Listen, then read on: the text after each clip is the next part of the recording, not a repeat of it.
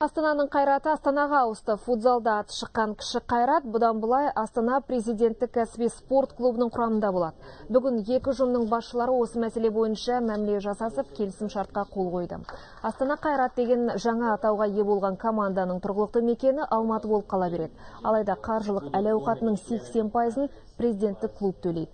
Халықаралық аренада Астананың абыройын асқақтатуды ойлайтын спорт мамандары қайраттың көмегіне жүгінуді жөн көріпті.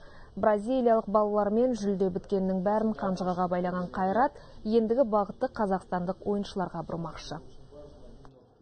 Қазақстанда жай бразильцтер келген жоқ, бәрі үлкен бір жақсы именитый клубтардан келген футболисттер.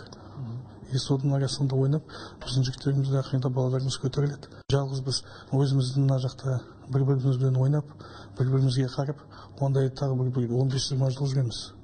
Ең жақсыны шақырып, ең жақсыдан үйренсек, онда тез көтерілеміз.